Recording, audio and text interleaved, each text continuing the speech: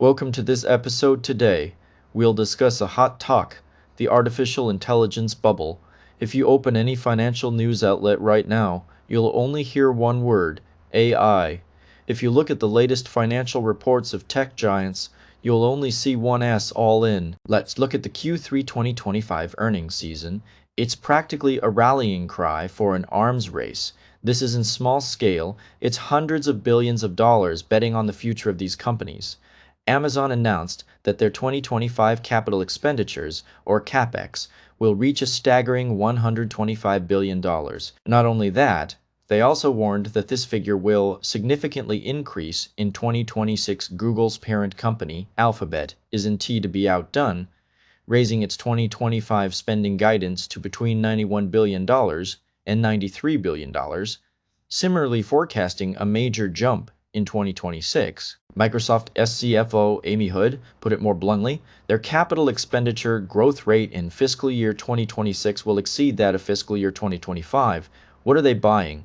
They're all buying the same thing, Nvidia GPUs, and building data centers that can accommodate those GPUs. But do you think this is just a simple transaction? No, the market has gone completely mad. They started to forge fate bonds. This is no longer a simple supply and demand relationship, but a blood oath. In September 2025, Nvidia announced a staggering letter of intent. It intends to invest up to $100 billion in OpenAI. What will this money be used for? To support OpenAI in building at least 10 gigawatts of new data centers, provided that these data centers purchase Nvidia systems, and that not all. Then, in October 2025, Nvidia's rival, AMD, also announced a strategic partnership with OpenAI. AMD will provide 6 gigawatts of GPUs, but the most crucial element is the transaction struck.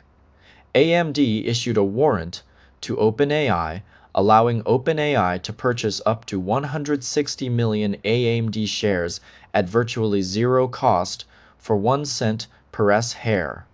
This option represents nearly 10% of AMD's total outstanding shares. These moves appear to be a powerful alliance, a win-win situation for AI revolutionaries. But have you stopped to consider this? If the demand for AI is truly as unstoppable as they claim, and if making money is so easy, why this complex, almost high-stakes, cross-shareholding and investment arrangement? The industry explanation is that this is a brutal competition where success is built on the bones of countless competitors. In this proven and effective AI revolution, computing power is lifeblood. Every company wanting to participate must fight tooth and nail, and any company that backs down is essentially withdrawing midway. It's easy to imagine that this vicious competition will inevitably end in chaos. So, are these moves truly effective for these companies? Are they truly beneficial to the industry as a whole? Before answering this question, we must first understand how a system works. Let me tell you a story about Boy Scouts. This story comes from the management classic The Goal. In the story, a factory manager, Alex Rogo, takes his son's Boy Scout team on a hike. The team lines up in a single file. He quickly notices that the line is getting longer and longer. The fastest boy, Ron, is far ahead, while he himself is lagging behind, slowing down. He realizes the problem: Ron, the fastest component, can increase the team's throughput. No matter how fast he goes, the overall speed of the team depends solely on the slowest boy, a chubby little boy named Herbie. The key point of this story is Ron, running ahead, represents the GPU processing unit, and he can only create an ever-growing pile in front of Herbie. In a factory, this is called work in process inventory. What was Rogo's final solution? He had Herbie walk at the front and helped him unload excess weight from his backpack, such as soda water and a wok. As a result, the entire team's speed increased significantly. This is the famous theory of Keynes. The output speed of any complex system depends on its slowest component, the bottleneck, or constraint. For the past 2 years, everyone thought the bottleneck of the AI industry was chips, specifically Nvidia's GPUs. So, tech giants, those Ron types like Microsoft, Google, and Amazon frantically purchased chips, believing that as long as they bought enough GPUs, the AI revolution would succeed. But now they've discovered with alarm that Herbie was to chip it all. The bottleneck has shifted. The real bottleneck, electricity. This isn't just my opinion. Let's hear what Microsoft CEO Satya Nadella himself has to say. In an interview at the end of October 2025, he frankly admitted it. He said, "My problem isn't chip supply," he added. "The fact is, I have a ton of chip inventory, but I don't have warm shells to put them in." Finally, he said, "I can get construction close enough to the power source fast enough." This is a perfect Boy Scout story. Microsoft is Ron rushing to buy massive amounts of expensive GPUs, creating an inventory, but the Herpy, the power grid, and data center construction is lagging far behind. These expensive GPUs are just gathering dust in warehouses. Nadella isn't talking about an isolated case, but a systemic crisis across the entire industry. Where is the world's largest data center hub? In Northern Virginia, in what S, known as Data Center Alley. Dominion Energy, the power grid operator there, warned as early as 2024 that their grid was already overburdened. By 2025, the situation had worsened. Dominion publicly announced that the wait time for new data centers to connect to the grid had increased from the normal 1 to 3 years to a maximum of 7 years. Morgan Stanley also warned that by 2028, the US alone will face a 45 gigawatt power shortage. This is the first major negative factor. The expansion of AI has hit a high wall of physical laws and power grid infrastructure. Imagine a financial disaster. Microsoft spends billions on chips that won't be plugged in for another 7 years. Do you think Herbie is just slow? No, it's also carrying a heavy backpack. A backpack that's infuriating everyone. This backpack is residential electricity prices. AI data centers are electricity guzzlers. Data from the U.S. Energy Information Administration (IEA) shows that in 2024, U.S. data centers accounted for more than 4% of the nation's total electricity consumption, more than the entire annual demand of Pakistan. These data centers are frantically competing with residents for electricity, causing prices to skyrocket in the Mid-Atlantic. PJM Power Grid Market, which covers 13 states including Virginia and Pennsylvania, analysts have clearly pointed out that data centers alone have incurred an additional $9.3 billion in costs to meet power capacity requirements for 2025 and 2026. Who will foot the bill for this $9.3 billion? Ordinary people. Of course. A Carnegie Mellon University study predicts that by 2030, Virginia residents' electricity bills could rise by more than 25% as a result. This transforms from an economic issue into a serious political one. But let's look at the evidence. At the state level, in November 2025, Abigail Spanberger, who had just won the Virginia gubernatorial election, made one of her core campaign promises that data centers must pay for their own grid upgrade. At the federal level, on the 10th of November, 2025, 5 Democratic senators, led by Senators Bernie Sanders and Richard Blumenthal, jointly wrote a letter to the Trump administration. The letter was extremely strongly worded.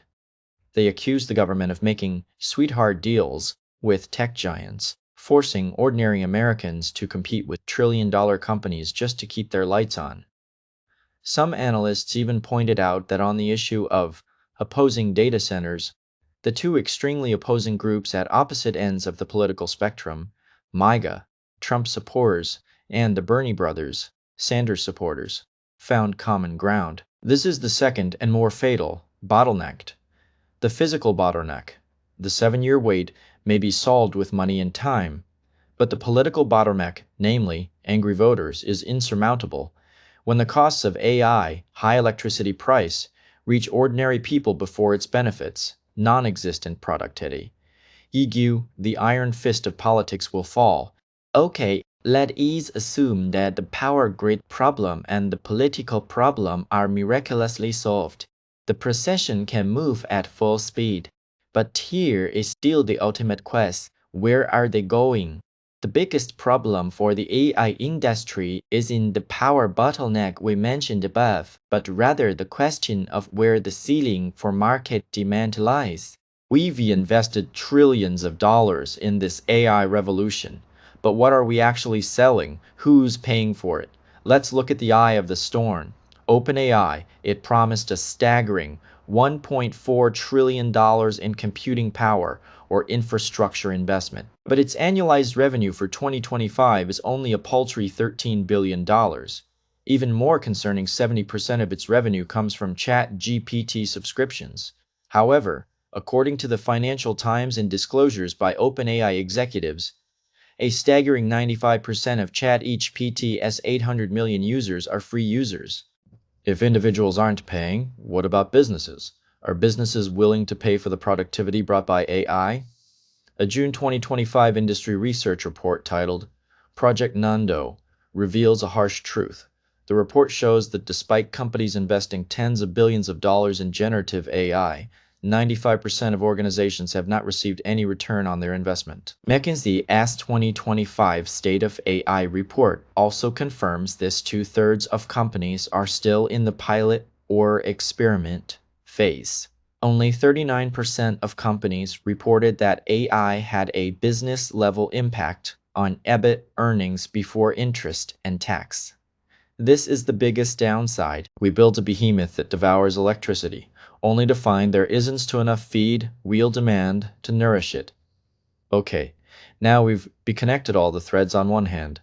Tech giants, those wrong, based on the assumption of unlimited demand, went on a GPU buying spree, leading to what Nadella calls chip inventory. On the other hand, there are the bottlenecks, unconnected power grids, angry voters, and politicians, and the 95% of users unwilling to pay. The conclusion is, this has resulted in the biggest input-output mismatch in the history of the AI industry. When this contradiction erupted, the first to be impacted weren't the chip buyers like Microsoft or Google, but the chips sell Nvidia. The logic is simple. When Nadella and his colleagues looked at those expensive GPUs in warehouses that couldn't be plugged in and were rapidly depreciating, what was the only rational business decision they could make? Postpone or cancel subsequent orders. Nvidia's growth myth is built on the assumption that demand can never catch up with supply. Once this assumption is broken, even a single quarter signal of slowing demand will be catastrophic. Nvidia's collapse is not just a problem for one company. In 2025, it's a systemic risk. As of November 2025, Nvidia alone will account for approximately 8% of the S&P 500 index. This means that your and my retirement funds and all passive index funds will be forced to hold a significant portion of this stock. Nvidia stock has the largest open interest in call options in the global financial market. It also has the highest retail exposure globally. From the US to South Korea, retail investors are flocking in like moths to a flame. Data shows that institutional investors hold approximately 70% of the shares, meaning that retail investors and insiders hold a massive 30% stake. What does this extreme concentration mean? Once Nvidia releases its slowing demand earnings guidance, for example, due to Nadella's inventory issues, it will trigger a death spiral. First, the stock price will plummet. Second, a massive number of call options will instantly become out of the money. Worthless retail. Investors holding these options will go bankrupt. Market makers, to hedge their risk, will frantically sell off their holdings of Nvidia stock. Third, retail investors will panic and sell.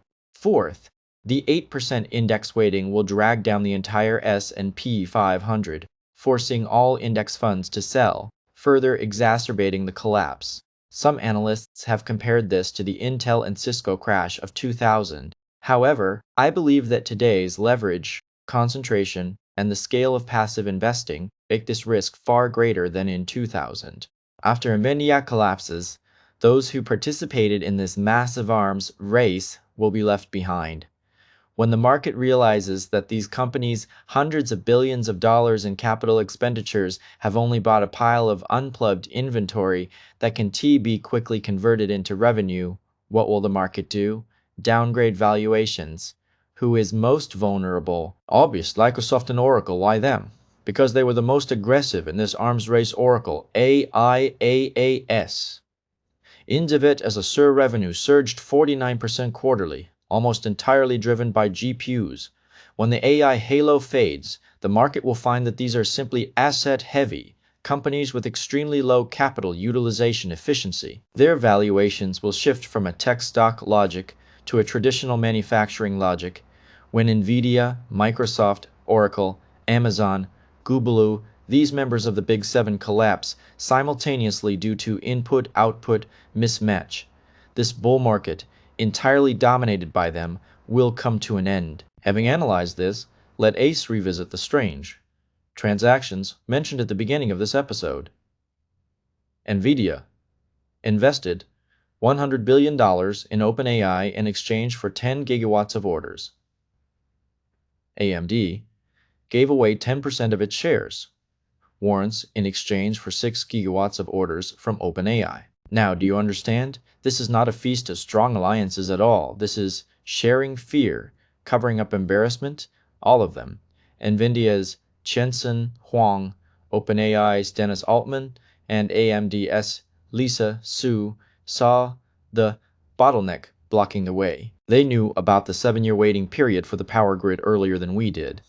They received senators' inquiries about electricity prices earlier than we did. They understood better than we did what the 95% of users who didn't pay and the 95% of businesses with zero returns meant. This transaction model is referred to by industry analysts as a circular economy or investment for hardware swap. Nvidia is less, investing in OpenAI and more funding its largest customer, ensuring it has the funds to purchase its chips. This is a form of hedging. It hedges against the enormous risk that real-world demand may not even exist. This isn't even the first time Nvidia has done this. Their $6.3 billion underwriting agreement with cloud service provider CoreWeave follows the same logic. Nvidia provides financing to CoreWeave and guarantees to purchase its unsold computing power, provided CoreWeave first buys its chips. This is a desperate attempt at self-preservation. In this way, Nvidia transforms future uncertainty into present certain revenue on its financial statements.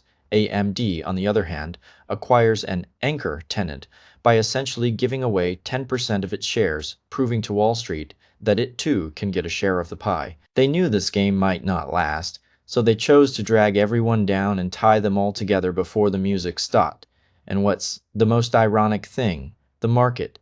The market saw these performances, these cyclical trades masking fear, and instead of questioning them, it gave them even higher valuations because of the announcement of these huge orders.